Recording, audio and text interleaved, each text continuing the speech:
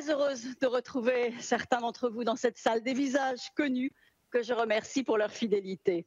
Cette année, une nouveauté. Notre association avec le World Forum, qui tient ses travaux en parallèle à la Cité des Échanges. Nous sommes en duplex avec eux pour cette première séquence partagée, séquence d'ouverture, de lancement de cette journée. Et nous nous retrouverons tous ensemble, sur place, en fin d'après-midi. Alors cette année encore, nous allons parler cohésion sociale, c'est au cœur de l'ADN de Sinopia. Et cette fois, nous allons articuler nos réflexions autour de la jeunesse, ou plutôt des jeunesses.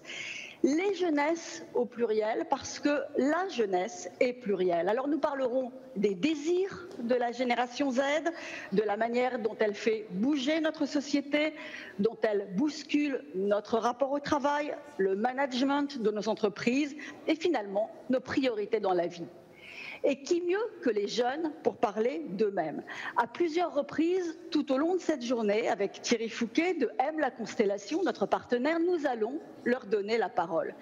40 jeunes venus d'univers différents, de l'Université catholique de Lille, de l'EFAP, de l'IEM, l'Institut d'éducation motrice, ont participé le 26 octobre dernier à un atelier d'intelligence collective autour de la notion du monde de demain. Ça s'est passé à l'Université catholique de Lille, notre partenaire, et tout de suite, je vous propose de les écouter et de les regarder.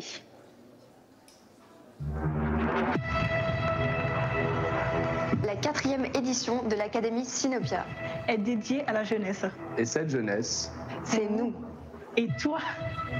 Parce que le lien intergénérationnel est fondamental pour résoudre ensemble les défis de la cohésion. Nous sommes 40 jeunes venus d'horizons différents. Je travaille en alternance à la Cato à Ecopost. Je viens de Paris. Je suis étudiant à l'Université catholique de Lille. J'ai 24 ans et je viens de l'IMM sur Villeneuve d'Ascq. J'ai 22 ans, je suis libanaise, née en Arabie Saoudite. Je viens de Vendée et je suis actuellement à l'EFAP Lille. Je suis à YouSchool et je viens d'Auvergne. De la région nantaise, je suis en 5e année à l'EFAP. Notre motivation, créer un futur désirable. Et les défis ne manquent pas.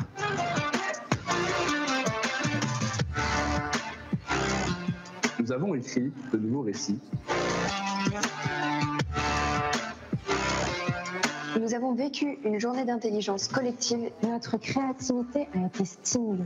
Notre imagination sans limite.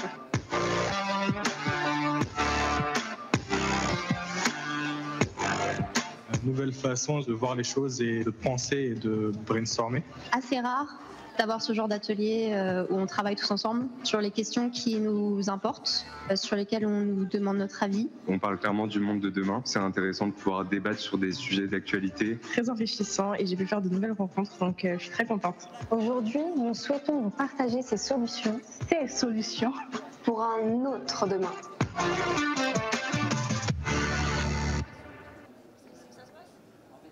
Et c'est une co-création Sinopia et M la Constellation, Géraldine Louis, Marion Tocci, Jeanne Altz et Laura Schaub. Manuel Martin, bonjour, je vous invite à nous rejoindre. Vous êtes vice-présidente de la région en charge de l'éducation, des lycées et de l'orientation. Vous représentez Xavier Bertrand. C'est donc la 4e fois que la région Hauts-de-France est notre partenaire. Alors merci de nous accueillir une nouvelle fois. Merci à vous surtout, bonjour à tous. Voilà, je voulais juste vous dire que la région Hauts-de-France était très heureuse de vous accueillir aujourd'hui, toute la journée, pour les réflexions que vous allez avoir, j'espère très fructueuses, sur évidemment la jeunesse, qui est un vaste sujet. Alors je suis moi-même en charge des lycées et de l'orientation des jeunes, donc un peu sensibilisée à votre thématique. J'aurai l'occasion de vous en reparler tout à l'heure. En tout cas, bienvenue de la part du président Xavier Bertrand, bienvenue ici à la région des Hauts-de-France et bons travaux toute cette journée autour de cette jeunesse qui est pleine d'idées tout le temps, tous les jours, et on en est ravis. Merci à tous. Merci à vous. Merci Madame la Vice-présidente. Cette année, donc je le disais, cette académie est associée au World Forum. Alexandre Malafaille, bonjour, président de Sinopia. Bonjour. Vous êtes heureux de vous retrouver là pour la 4e fois. C'est formidable, 4e édition. On est très fiers d'avoir réussi à installer notre travail dans la durée aux côtés de l'ensemble des institutions de la région, avec nos partenaires, 42 cette année. Oui, on est très fiers. Alors, cette année, une nouveauté, un lien avec le World Forum qui est créé pour la première fois. Est-ce que ça s'est établi naturellement, ce lien entre Sinopia et le World Forum? Ça s'est établi naturellement, parce que c'est d'abord une question de personne entre Jean-Pierre Le Tartre et Sinopia et moi. Il y a une relation qui s'est construite il y a 10 ans, et c'est grâce à lui d'ailleurs qu'on a, Xavier Bertrand, qu'on a pu, entre guillemets, prendre racine, poser notre tente dans la région. Et c'est vrai qu'en y réfléchissant bien, notre promesse à nous avec l'Académie Sinopia, c'est de résoudre ensemble les défis de la cohésion. Ils sont très nombreux, et on se rend compte que quand on les fait avec une multitude de partenaires et de regards croisés, on est plus fort, on est plus intelligent. Et le faire avec le World Forum, en plus, étant donné la thématique qui est la leur cette année, planète et région, et nous sur la jeunesse, on sait bien que ces enjeux sont au cœur des préoccupations de la jeunesse, donc ça faisait encore plus sens de faire ensemble, de créer des synergies nouvelles et de se mélanger pour être plus intelligent. Je vous redonne la parole dans quelques minutes, Alexandre. Mais avant, je vous propose justement de retrouver tout de suite sur place, à la Cité des Échanges, au World Forum, Jean-Pierre Le Tartre et Mathias Poffs, qui vont nous dire quelques mots. Jean-Pierre Le Tartre, président d'Entreprise et Cité, vous êtes avec nous, président du réseau Alliance aussi. Vous êtes organisateur, vous, du World Forum. Vous êtes également partenaire de l'Académie Sinopia. Quel est pour vous l'association, le sens de cette association que vous avez vous aussi voulu entre les deux événements? Bien, bonjour à tous. Écoutez, on est convaincu depuis quelques temps, depuis quelques années, que les solutions, la méthode pour transformer nos entreprises, notre territoire, ne pourra se faire qu'avec des coopérations. Coopération entre les entreprises, coopération entre les entreprises et leurs salariés, coopération d'entreprises avec les territoires, avec les collectivités locales, avec l'État, avec les associations. Donc c'est coopérer, co-construire. Les sujets sont trop complexes pour les résoudre seuls. Donc quand il y a des événements qui portent sur des sujets comparables, ce serait bien qu'ils coopèrent aussi, tout simplement. Et donc, eh bien, c'est ça le fondement, c'est qu'on va coopérer et en plus, en le faisant avec Sinopia, et je pense d'ailleurs demain avec d'autres événements, c'est de faire pendant plusieurs jours un impact plus fort, parce que l'importance, l'intérêt de ce type d'événement, c'est aussi d'avoir un impact sur ceux qui viennent, sur ceux qui peuvent le voir en replay, sur les documents, les réflexions qui peuvent en être tirées. Et donc plus on sera nombreux, plus on rassemblera nos forces, plus on aura d'impact. Plus on aura d'impact, plus on avancera dans la transformation nécessaire. Le réseau Alliance, en quelques mots. Le réseau Alliance, d'abord, c'est une création qui a 30 ans, avant même que le sujet de la RSE existe. Donc, c'est les chefs d'entreprise qui, il y a 30 ans, se sont réunis et ont dit on va travailler sur notre impact, ce qui était très révolutionnaire. Et depuis 30 ans, aujourd'hui, ça a beaucoup progressé. Aujourd'hui, c'est environ 400 adhérents. Ça a un travail de détail auprès des entreprises pour, partager les expériences, inspirer de ce qui se passe ailleurs, et 3, pour donner de la méthode pour avancer sur la transformation. Voilà, c'est ça. Et le réseau Alliance a créé, il y a 17 ans, le World Forum, cet événement donc, qui a 17 ans. Ce que je veux dire, c'est que dans les choses qu'on veut faire aujourd'hui, il y a 2 mots importants qui nous animent notre stratégie, c'est massification et territorialisation qui sont liés. Massification, c'est qu'aujourd'hui, pour répondre aux enjeux des défis climatiques, sociétaux, il faut que tout le monde s'y mette, donc il faut massifier les efforts. Je rappelle que je dis toujours que l'horloge tourne, que le temps est compté. Et puis territorialisation, c'est que justement pour massifier, il faut aller dans la proximité des hommes et des femmes de leurs entreprises. C'est la raison pour laquelle le World Forum qui ouvre aujourd'hui, au fond, c'est l'aboutissement d'un chemin qui a été aussi des World Forums dans tous les territoires. On en a eu Arras, Saint-Omer, Valenciennes et dans d'autres territoires où on a été créé avec les acteurs locaux un World Forum dédié à leur territoire.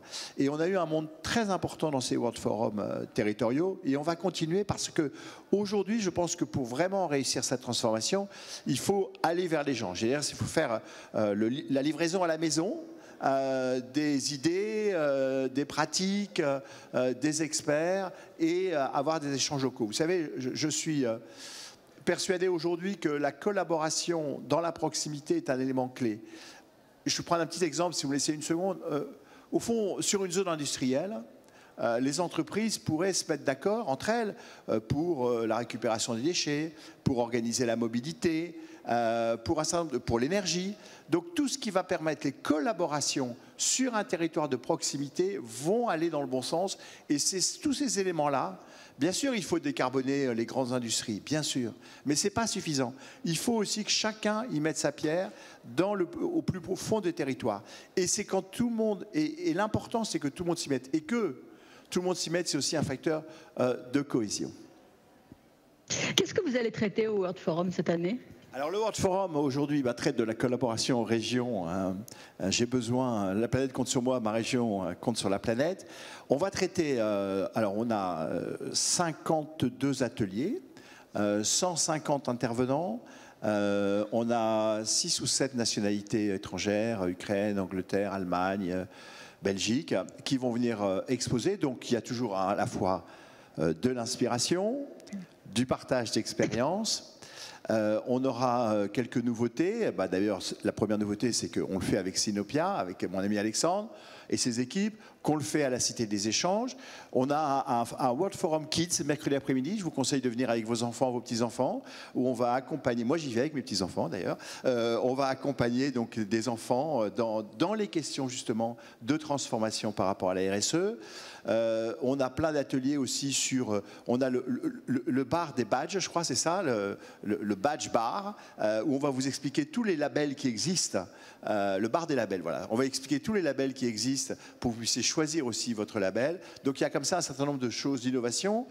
Et puis on a la séance plénière à 17h30 aujourd'hui, que je vous recommande tout spécialement, parce que vous allez y voir des gens qui ont des choses à partager et qu'on ne voit pas souvent. Étrangers et français, quand je dis qu'on ne voit pas souvent, vous allez vite comprendre pourquoi. On a Marina d'Ukraine, qui est la CSR leader en Ukraine, qui va nous dire qu'est-ce que c'est que se transformer quand on a les vents contraires. Et on peut imaginer effectivement, vous imaginez les vents contraires, mais au fond, et elle va donner les 5 éléments, méthodes qu'il faut avoir en tête quand on a des vents contraires et qu'il faut se transformer. Je pense que ce sera utile qu'on partage ça avec elle. On aura aussi Niels Tropping, qui est un Anglais qui travaille avec l'ONU sur les enjeux de réchauffement climatique, qui viendra nous parler de son expérience et de ses acquis et aussi de ses méthodes. On a d'autres intervenants et puis on a aussi des intervenants qu'on ne voit pas très souvent mais qui sont plus proches de chez nous puisqu'on aura Barthélémy Guilin, donc le président de l'AFM, la présidente et la directrice générale de Kiabi qui viendront parler de ce que c'est que la transformation dans l'industrie et dans le retail textile. Et ils parleront aussi d'un sujet qui est important pour moi, qui est comment on fait travailler ensemble les actionnaires et les managers sur les enjeux de transformation d'une entreprise. Donc voilà les thématiques. On vous rejoint sans faute. On vous rejoint sans faute à 17h30. 17h30. Mathias, 17h30, c'est ce que j'ai dit, 17h30 à la Cité des Échanges. Et Alexandre Malafaye d'ailleurs participera également à cette plénière pour Sinopia. Mathias Pofs, directeur régional d'EDF Hauts-de-France, vous êtes aux côtés de Jean-Pierre Le Tartre à la Cité des Échanges. EDF est partenaire à la fois de Sinopia, c'est la 4e année que vous êtes partenaire, hein, et vous êtes partenaire aussi du World Forum.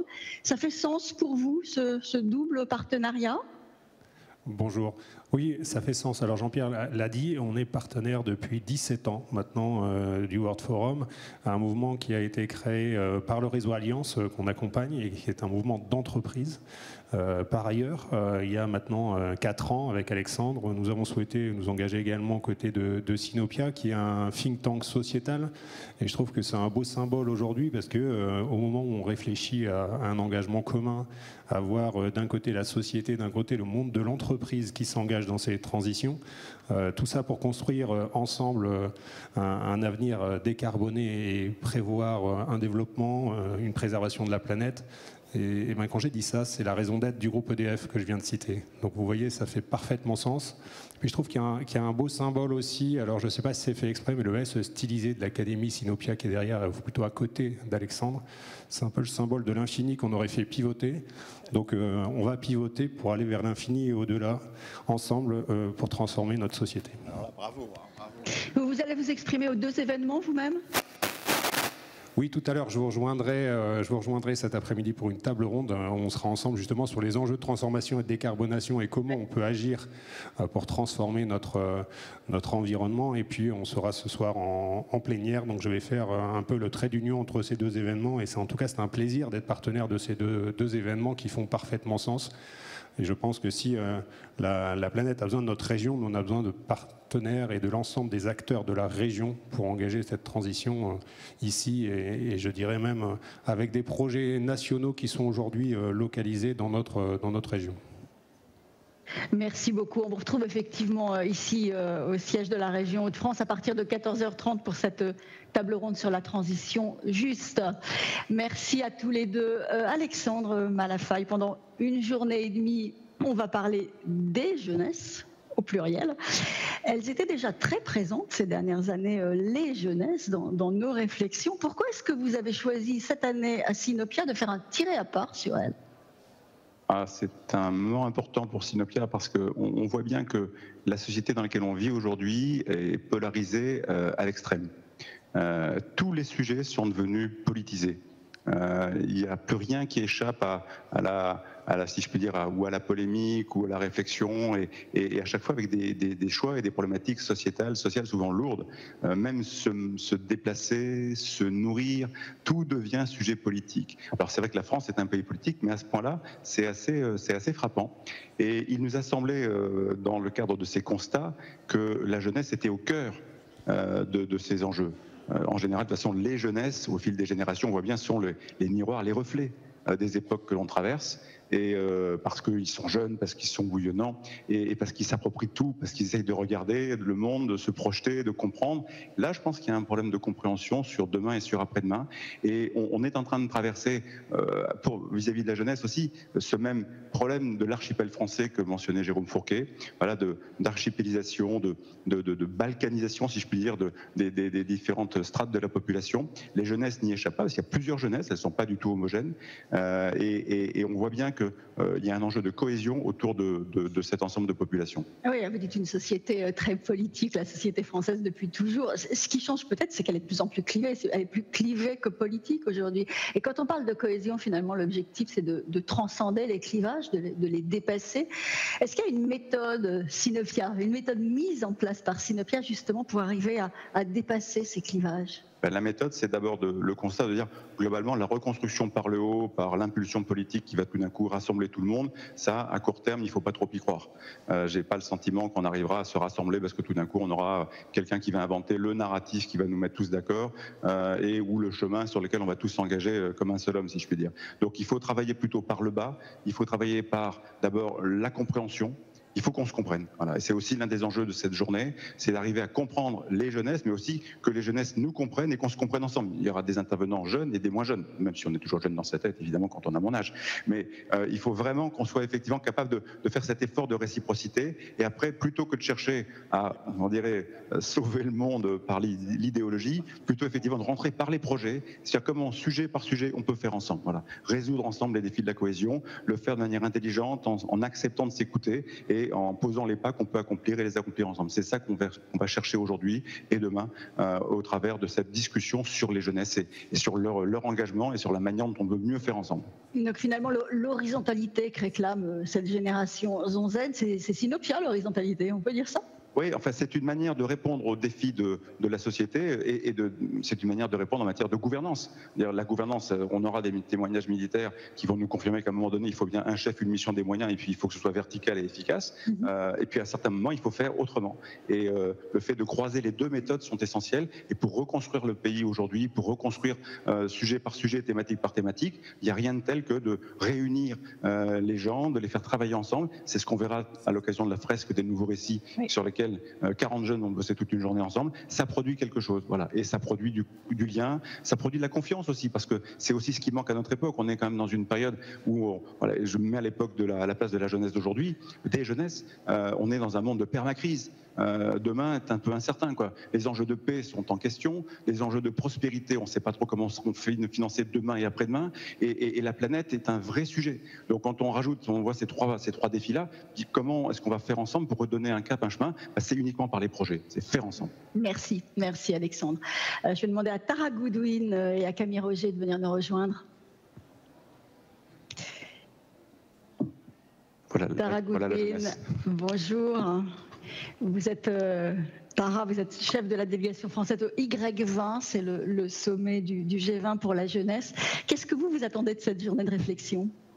Alors peut-être pour rappeler rapidement ce qu'est le Y20 tout d'abord, donc c'est le sommet, comme vous l'avez dit, pour la jeunesse, sommet officiel du G20. Moi je suis chef de délégation, j'ai été sélectionnée par le ministère des Affaires étrangères et l'Institut Open Diplomacy, qui est partenaire de Sinopia.